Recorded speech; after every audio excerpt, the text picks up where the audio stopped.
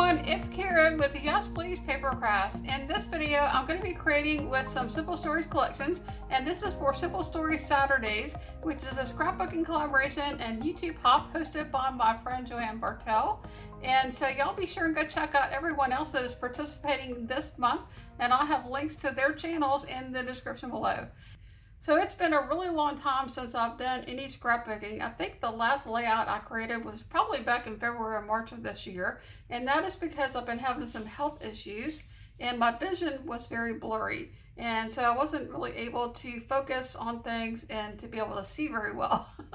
And so after going to a bunch of different doctors and having some tests done, they have determined that I have vestibular migraines along with 𝗵𝗵𝗶𝗶, which is an inner ear problem that causes vertigo, and then also some weakness in my balance system, which is also causing dizziness and vertigo. So a lot of different things going on that is contributing to those problems. But it is getting better. I've been going through vestibular physical therapy and then also taking some medications for the migraines, and finally getting to the point where I'm able to see a little bit better. And so I don't think I felt up to doing a complete scrapbooking layout. It just requires too much mental effort. But I'm going to create some base pages using some of my Simple Stories collections. So I would say if you have health challenges, or maybe you're just want to get into your craft room, but you don't want to do anything too challenging. One of the things that I love to do is to create base pages, because it allows you to play with paper without putting too much thought or effort into what you're creating.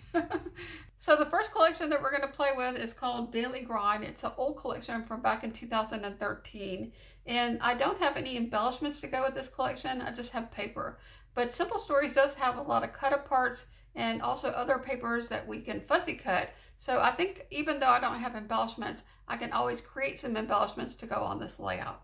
Okay, so the first step in creating a base page is just to look through your paper and get an idea of the paper you have available. Pick a background paper and then try to decide what papers you want to use for your base page.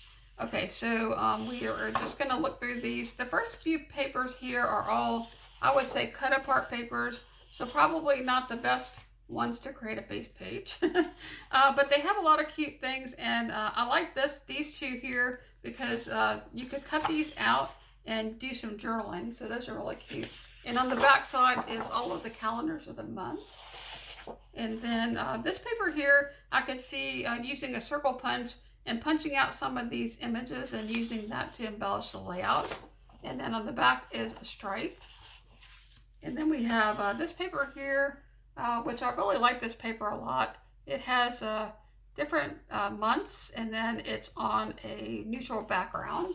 And then on the back we have more calendars.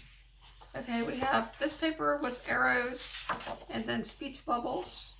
And there was this one here with the chevrons, and then more cards that we could use to cut out that have the months. So there's a lot of different month and calendar things in this collection.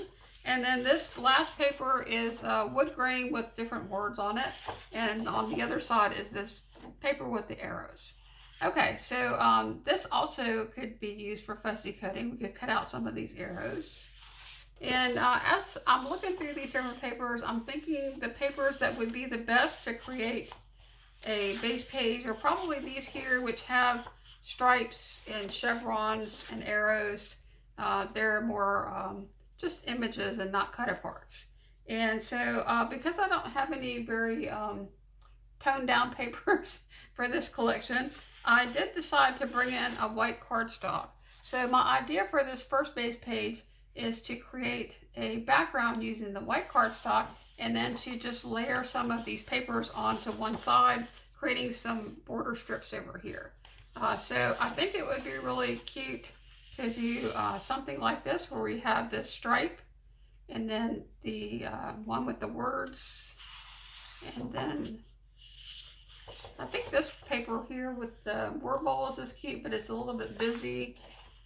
This one is okay, but I think it competes too much with this paper.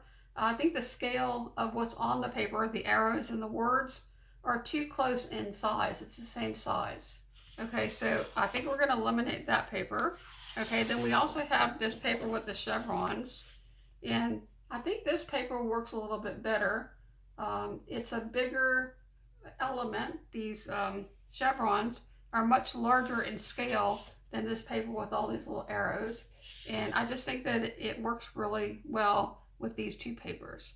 Okay, the last paper that we have here is this one, and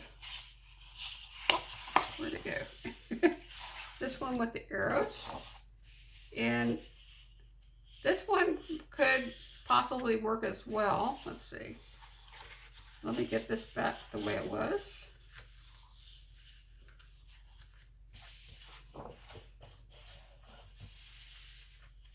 So we could do these three papers, but I think that this doesn't work as well as this paper here with the chevrons. I like these three papers right here. So what we're going to do now is decide on how big we want each one of these border strips to be. And I definitely just want to do a kind of maybe like a 1-inch strip for this one. And then maybe like 3 or 4 inches and then something smaller. So we'll have a lot of white showing and then do something like this here. Okay, and then of course that'll be gone. So you can see here we'll have that as our base page. Okay, so I cut these strips of paper. This is a 1.5. We have a 3-inch paper, and then this is a 4-inch paper. You can make them any size you want. And then once you have these cut down, you can play around with the layout and how you want to actually put these down on the background. I was thinking just to have a little bit of this one peeking through, and I want to have more of the one with the words. So I could either put this behind, or I could actually just, you know, put it off to one side and then trim some off. I'm thinking that I might just do something like this, where I put these two papers down and then just put this one on top. And something like this. Okay, so once we figure out how we want to layer these different pieces of paper, we'll go ahead and adhere them to the background, and that will complete our first base page. So what I like to do then is to store this base page back in with a collection, so that when I go to create a scrapbooking layout, I'll have that available to use as a starting point. And that will make my layout go faster because I'll already have this partially completed. Okay, so I finished putting together this base page, and I just took the strips of paper and adhered it down to the background using my ATG gun here, which is this tape gun. And then I decided that I would just take a few minutes and fussy cut out some of the images so that I would have some embellishments to use for this layout. So I fussy cut out this Today banner, and then also this journaling piece that looks like a Rolodex card. And then I grabbed a couple of punches and I punched out some of the circles from these papers here. I punched out one circle here, and then a bunch of the ones from this paper here that has all these images in the circles. So if you are going to be cutting out circles, I think it's better to use a punch or a die than to try to fussy cut it, because trying to fussy cut a circle is very difficult.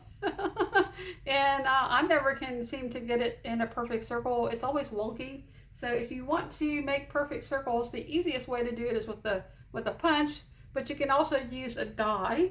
And so I did go ahead and punch out some smaller embellishments. And then I did have a branding strip that had some little hearts on it, so I cut out a couple of wood grain hearts there. And so this page that I have this embellishment stored in is actually called a magnetic photo page. It's meant to be in a photo album and used to store your photos. But I repurposed this and I'm using it to store my embellishments. And this is a really awesome way if you're going to put your embellishments in with a collection or with other paper to keep them from getting lost, also to keep them from getting damaged.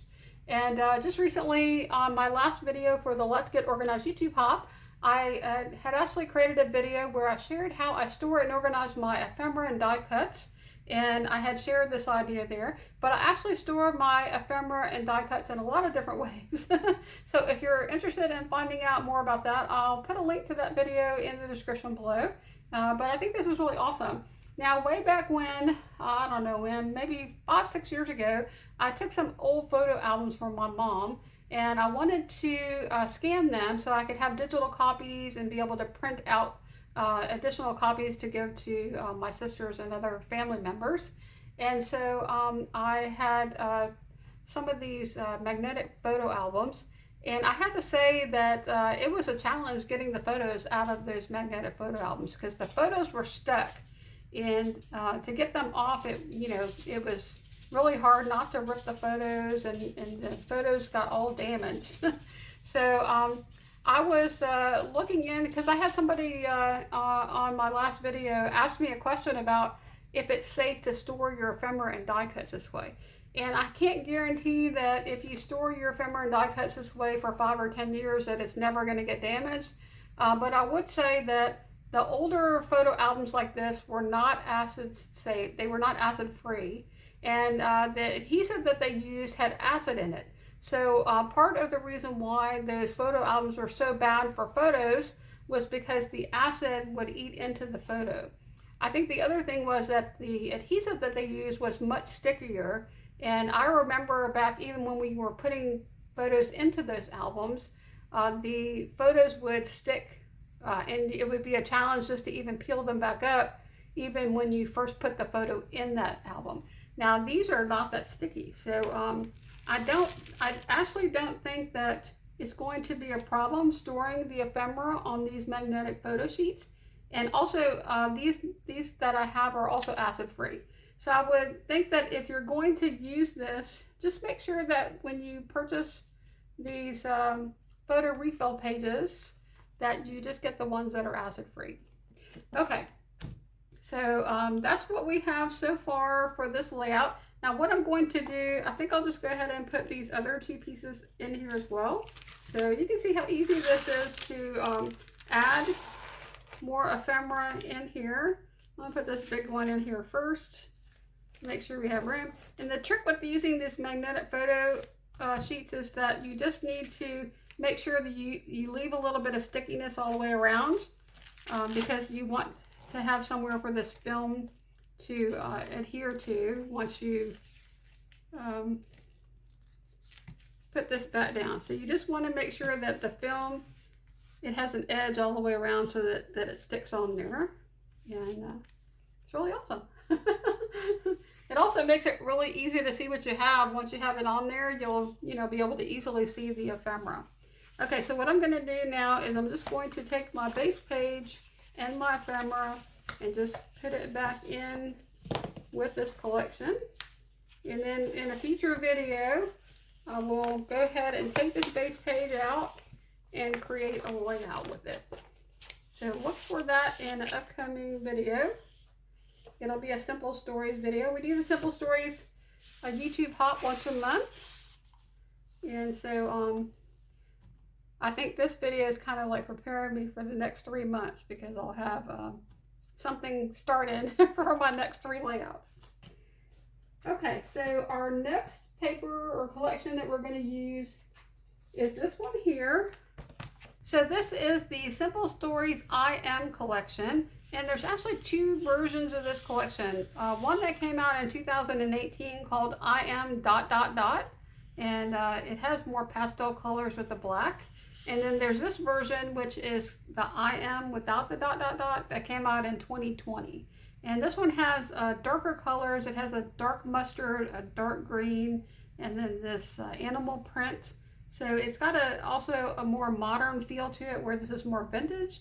Although these collections are different, they do have a similar name, and so they ended up together.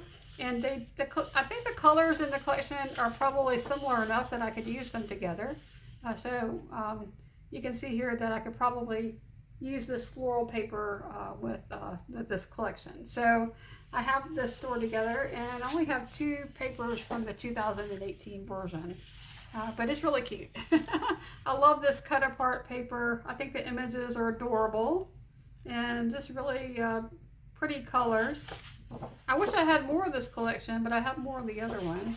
So we have this small floral in the back, and then a larger floral, and then this paper with the words. Okay, and then I do have quite a few duplicates here, so I'll try to maybe make sure we don't talk about the same paper over and over again. I have this paper here, which is a large cut apart. And then this teal paper, we have a floral with the mustard background, and then some black and cream words. Here's a pink tone-on-tone paper, more cut apart. I think this is really cute. It would be cute to use on a layout about your house. It says, "I am in my happy place." That's really, really cute. And then on the back is a darker pink paper.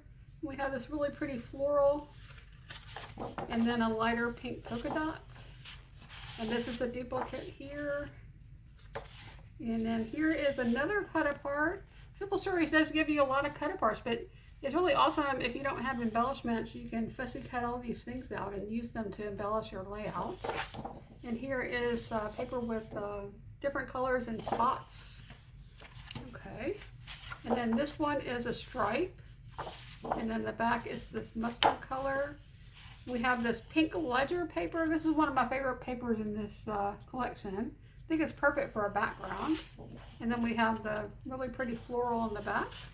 And then here is another cut apart with all these tiny squares.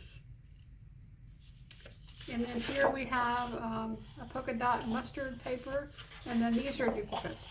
See, I love this paper so much that I bought a whole bunch. I think that's awesome. I love the floral, and I love the ledger with this pink. It's really a pretty paper. I don't think you can really see on the camera how pretty that is, but it's really pretty. And then we have some swans, and then this tone-on-tone pink floral. That paper is hard to see, I think, as well.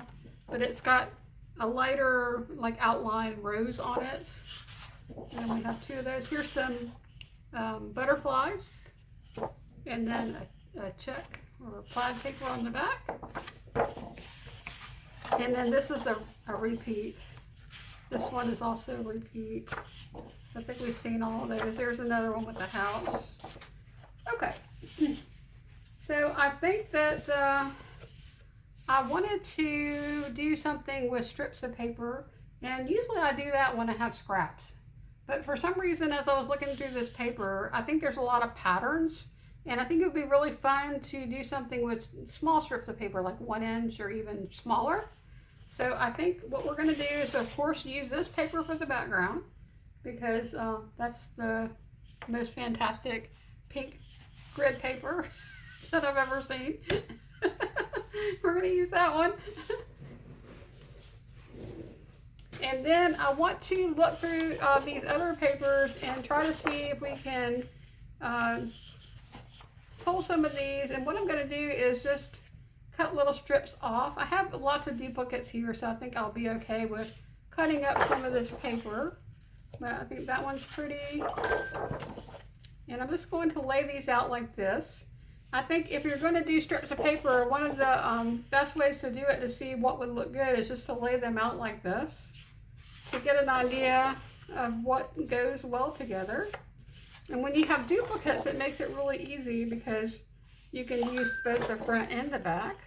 And this one, I don't think this paper right here would really suit having just a little small strip cut out, so I'm just going to not do that one. And then these are duplicates here. Okay, I'm going to just ignore those. Okay, here we have this one here. And then this is a duplicate where we have that paper. And we have the one with the spots. The one with the tulips. So there's lots of choices. Okay, here is a light pink polka dot. And this one's a repeat. We have some words, and I'm just going to put that upside down because the branding strips are getting in the way. Okay, that's a repeat. I don't think this paper would actually work really well either because the pattern is too large. But we could use this one back here. And then we have this smaller floral, and then these are all duplicates. Okay. So this is what we have to work with. So the best approach to doing this is just by process of elimination. We're going to eliminate anything that looks like it wouldn't work. So immediately I'm going to pull this plaid pattern out because I think it kind of clashes with everything else. And then I like to have the addition of the black. So I think definitely this black with the floral is really pretty. But I think we're going to eliminate this other floral just because it doesn't coordinate well with all of the other papers here. It's got more of a pastel feel. Even though these two papers are from the same collection, this one goes better because it has the black. Okay, and then I like the one with the words. It adds some black. Let's see. I think this polka dot paper doesn't really do much for me here. I'm going to eliminate that one. It also is really similar to the background. Also, this one here, it has a very large splotchy pattern, and I'm thinking this one I'm going to eliminate. Okay, these three papers are very similar in color. Now we could move them around. So do something like this. If you put them in different places, it will look a little bit better. And at this point, I'm not really sure how many strips of paper we're going to do. But I don't want to do more than 6 or 7 inches because I do want to leave, you know, enough of this grid paper showing because that's one of the things I really like to use that as a background. Okay, so I think I'll put this one up higher so we can get some of the black up here. I really like the stripe. I like this darker pink. The floral print is pretty. I like this plaid. Not plaid, floral. I think this floral is really pretty. And then I did say I wanted to use this one with the words. I think this pattern right here, this paper is darker and it's much more muted and it doesn't blend as well as the one with the polka dots. So we're going to eliminate that one. Let's see. I think I'm going to eliminate this one because it's got a lot of kind of a mauve purpley color that's not really in any of the other papers. I think there's a little bit of that mauve color in the stripe paper, but it doesn't really show up as much as it does with the butterflies. Okay, this pink paper is much darker than this one, so I think I like this one better. So we're going to eliminate this one. And you can see here just by going through this process of eliminating different papers, you can come up with a good color combination. If you lay them all out, you kind of have all your choices there, and it helps you to figure out what works well together and what doesn't. Okay, I kind of like that because we have a floral, polka dot, stripe, solid. Well, it's not really a solid, it's kind of a tone-on-tone pattern, but it reads as a solid. We have another tiny floral, then another kind of tone-on-tone solid kind of a print, then another floral, and then the words. And the words, it kind of brings that black all the way to the edge. So I think I really like this combination. So what I'm going to do is take a picture with my phone, because once I start cutting all of this, I'm going to forget how I had this and how I liked it. So let me grab my phone and take a picture real quick. Okay, so I have my picture here that I can use as a guide to put this together once I have all my pieces cut out.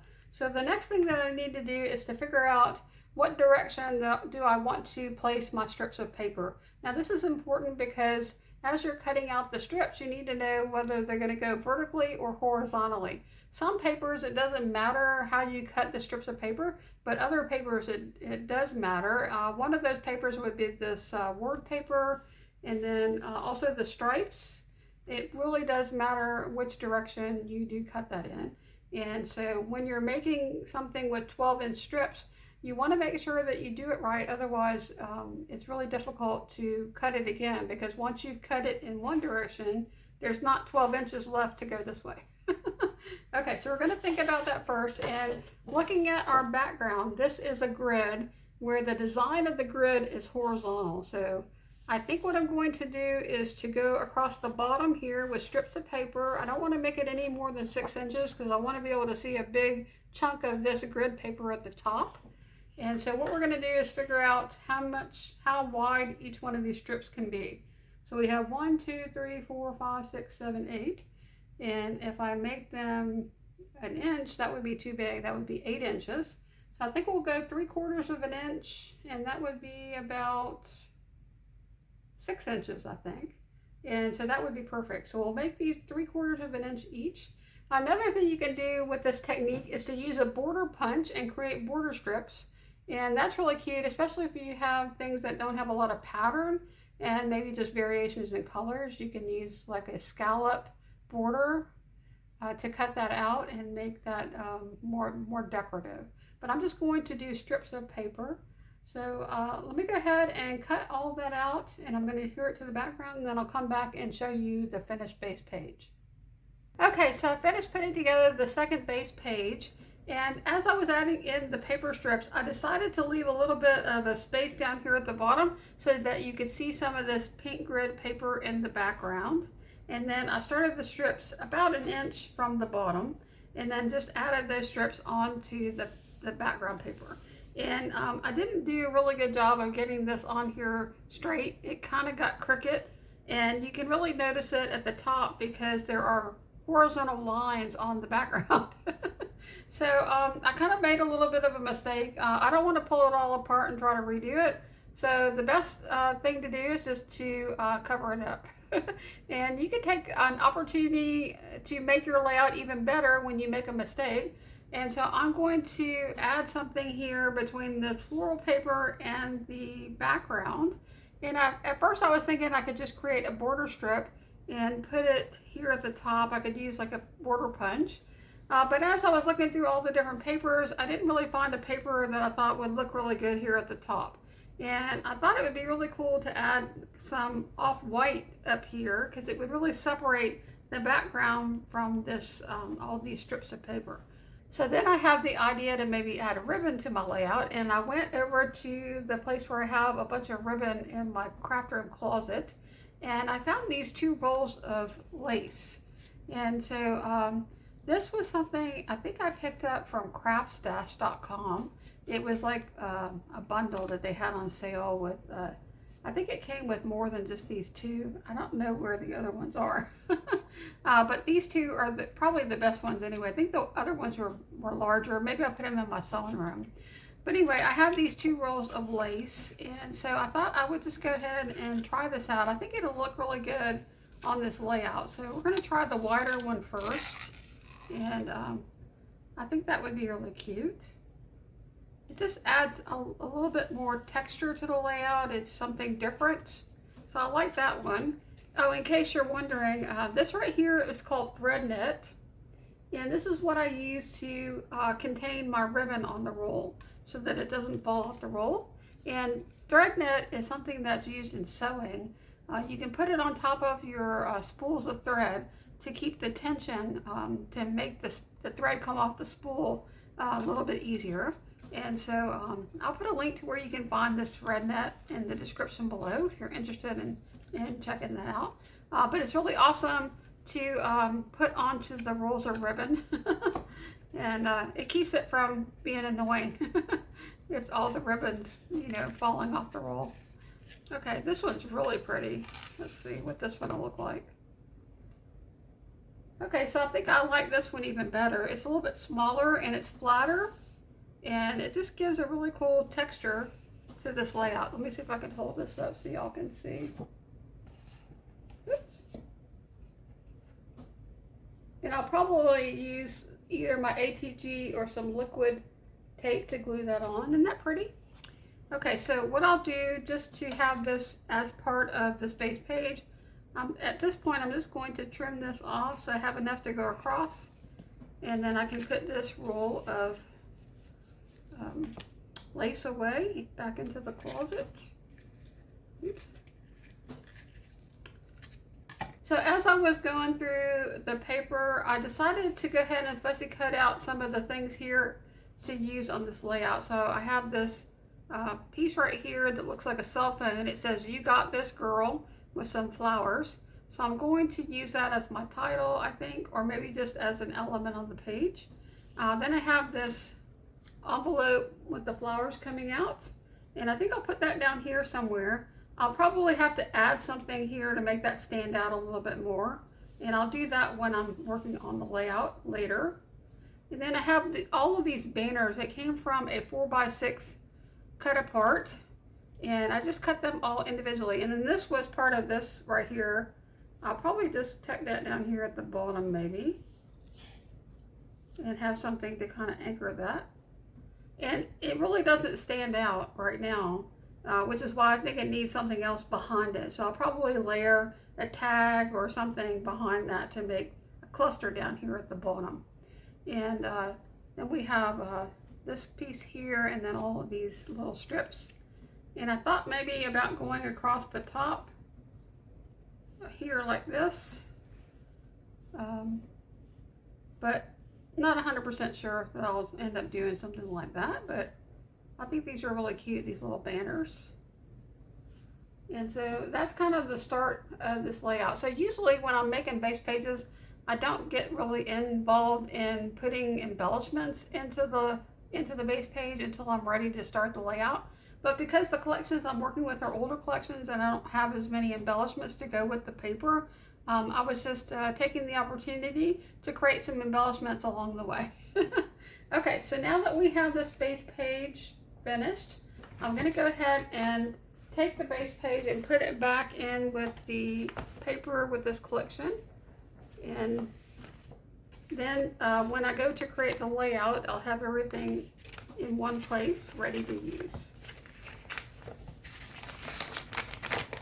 Oh, before I do that, I might go ahead and just take one of these magnetic photo pages and just go ahead and put these little pieces in here, just because when you start putting little pieces like this into a folder, like this is a record sleeve, is what it's called. It's for albums, like, you know, music albums. And I use this to store a lot of my collections. But if you put a lot of these little pieces in there, a lot of times they get bent or lost, or, you know.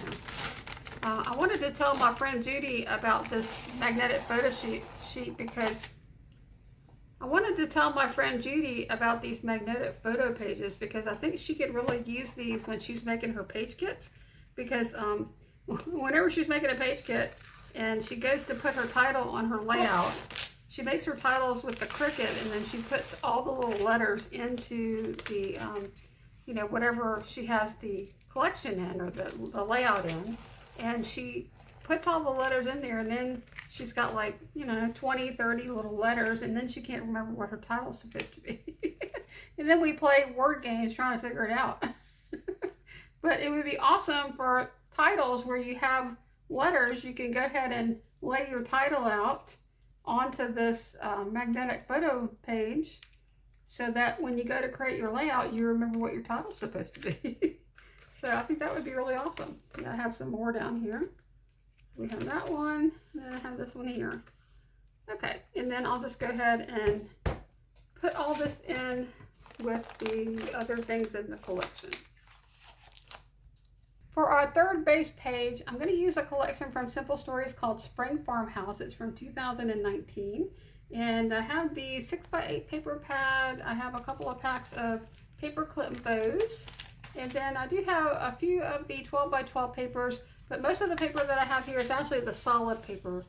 This is the Simple Basics kit, which is just solid colors. It does have a little bit of a texture to it. It's not completely solid, but just a bunch of solid paper here, which will be really awesome for the background or for matting pictures. Okay, so let's see. We have this cut apart paper. I think this collection is really beautiful. I love the color combination. I think Simple Stories is my absolutely favorite manufacturer of all of the scrapbooking companies, because they have a really varied, you know, designs in their paper, and not everything is really busy, but they have a lot of patterns and they have a lot of cut aparts. So you can really do a lot with just their paper. And I really think it's just awesome. And I love the designs. I love the color combinations and the designs. So we have this large cut aparts with a small floral in the back, and then some more square cut aparts with some bicycles. And then we have this one which has all of these farmhouse signs. This is actually from Spring Farmhouse. It's not from, wait, is this Spring Farmhouse? This is Spring Farmhouse. I don't know why I was thinking it was a different collection. Oh, never mind. Some of the collections have have similar names, so I got confused. I was thinking this was from a different collection, but no, it's from the same collection. And on the back is this really beautiful gingham. Okay, so let's see. For this design, I don't really have a lot of pattern paper to choose from here. And these are cut apart, so I'm not really sure I want to use a whole lot of this paper as a background. So let's go ahead and take a look at the 6x8 paper pad. And it looks like I've never even opened this one. I believe I got this paper pad from one of the grab bags. If you don't have a lot of Simple Stories, one of the best ways to get some of the Simple Stories products is to get one of their grab boxes or grab bags. It's usually $50 for, I think, about a $200 value, and they're really awesome. The only thing about the grab bags is, you know, if you have a lot of Simple Stories, you can end up getting a lot of duplicates. But if it's something that you really don't have in your stash, getting the mystery boxes or grab bags is a really awesome way to add some paper from Simple Stories to your collection. Okay, so here we go. Here is the 6x8 paper. That's cute. Home Sweet Home. Here's a small floral. A yellow check. Oh, that's really sweet paper. It's got little birds in the nest. I like that paper. It's really cute. Okay, and then we have another large paper. This would be really nice to use as a large element.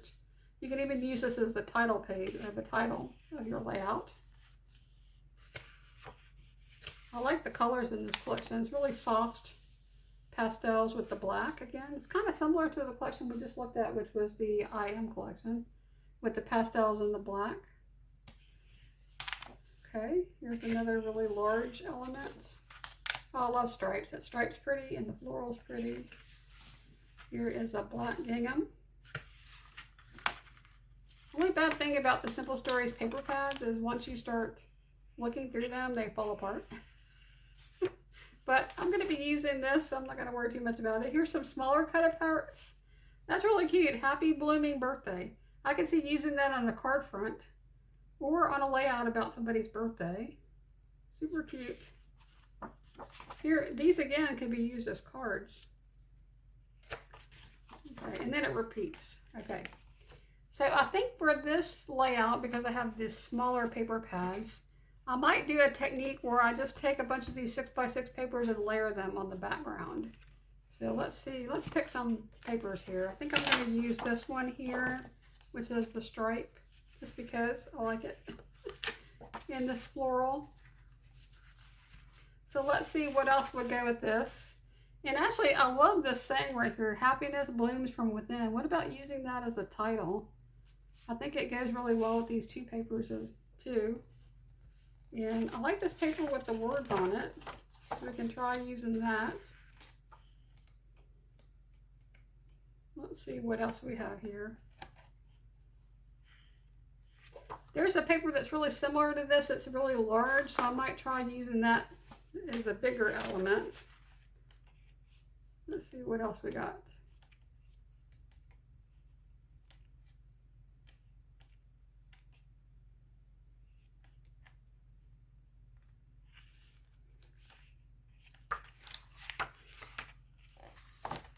Okay, how about this one here?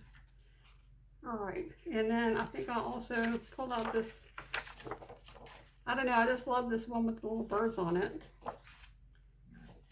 But it is a busier pattern, so I think using the back of that would be okay.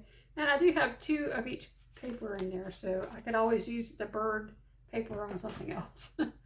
Okay, so now that we have these papers picked out, I'm just going to layer these, kind of like what we did with the other ones where we're doing strips. I'm just going to lay these out so I can get an idea of what we have here to work with.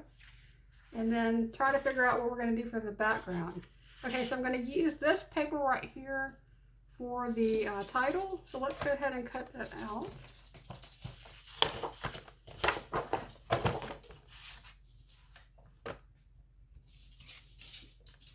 And this paper trimmer from Creative Memories is one of those awesome paper trimmers I've ever had. It has this guide on here. I don't know if you can see this. It has these little plastic guides with a black line, and they're on either side of the blade. This is the blade right here. So you have a plastic guide here and also on this side. And you can use that to figure out where you want to cut before you cut your paper. It's kind of similar to the 𝗬𝗏𝑔𝑒𝗏 paper trimmer that has the wire. You can use that wire to figure out the placement of where you want to put the paper in when you're going to cut this out. And so you can make sure you have it in there straight before you cut. And then the other thing that's really cool about this paper trimmer, it has this line right here, and that's where the blade starts. So you can use that line to line up your cut before you cut. And it makes it really easy to cut out these cut-aparts. Okay, I'm going to just cut this whole strip off because it's causing me problems because it makes the paper bigger than 12 inches. So let's go ahead and just finish cutting this off here. And then we're going to line this paper guide up again with the edge of this cut apart. Sometimes it's really hard to get these cut aparts perfectly cut out, but this trimmer is one of the only trimmers I've ever used where it just usually works out pretty well. Sometimes I still make a mistake. You know, nobody's perfect. And my vision is not the best anymore as I'm gotten older. Makes it a little bit more challenging. Okay, so I think I did a pretty good job of cutting that out. And you can see here that I did leave a little bit of the black on there. But that's okay. Once I cut these other pieces out, I will just go ahead and trim that off. And that's one of the things I like to do when I'm doing the cut apart, just cut a little bit within, because otherwise you might see the white on this piece. So I'd rather just cut off a little bit of the black or the brown.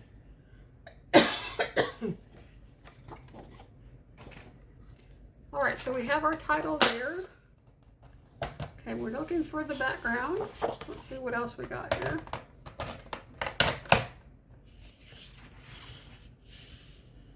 So you have this larger gingham, and then we have the bicycles. I don't really like this pattern enough to lose my cut apart, so I think I'm just going to put that one to the side. And then we have the solid papers. So we could use a solid paper. This is a really strong yellow, but the green's pretty. And we could do something with green. I like this tone-on-tone effect with the green, and then this wood grain. That's really pretty. And when you're layering these papers of different sizes, you can just lay them out. And we're going to create a little bit. We're going to have to cut some of these paper down in order to make it work out. But I think I would want this paper here, the floral, to kind of start in from the picture, maybe like an inch or inch and a half. And then I'm going to cut it off here so it kind of creates a shelf for this title to rest on. So I'll probably cut this down to maybe like 3 inches or 4 inches. And do we want any more papers or change these out? Let's see.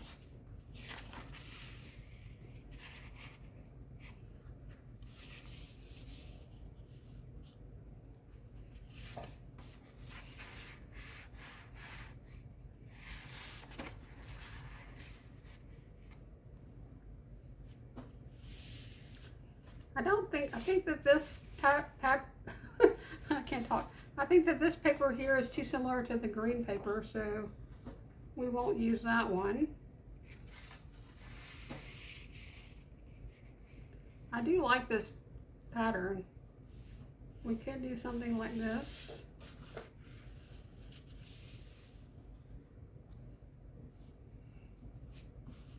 Okay, so I spent quite a bit of time playing around with the papers and trying to figure out what papers I wanted to use. And so I finally ended up removing the green plaid or gingham paper and just going with this plain green background with these 3 pattern papers. And I think I'll have this as my title at the bottom of the layout, and then I will mat a picture and put it up here at the top. So that'll be the basic design for this layout. Usually I don't think about pictures too much when I'm creating a base layout. If it's a really simple base layout with just, you know, where it doesn't matter where you put the picture or the title. But in this case, because I did decide to use this as a title and it's a very large piece, I do need to think a little bit about where I'm going to place my picture and make sure to leave room for that on this base page. Okay, so I'm going to go ahead and trim this paper up. I don't know if I'll keep these papers exactly this size, and I'll go ahead and adhere this down, and then I'll come back and show you the finished base page. Okay, so here is the final base page that we are creating for this video. And for this base page, I decided not to adhere anything down to the background. Now, normally I don't do that. I usually always would put some kind of adhesive to keep everything in place, even if it's just in the middle of each piece of paper. And you know, I like to sometimes not adhere it down completely because you might want to tuck something behind or underneath.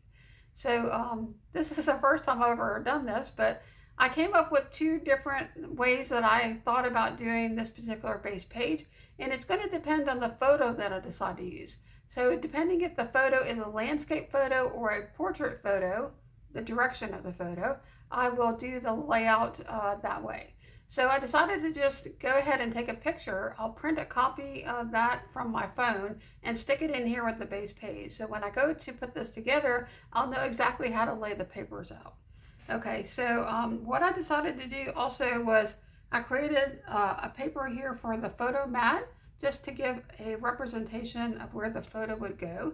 And then I also, I did not cut down any of these 6x8 papers, so that I'm using 3 6x8 papers, and then this 4x6 title card. I did fussy cut out some of the labels for one of the papers. So I have these 3 little labels, and then there was this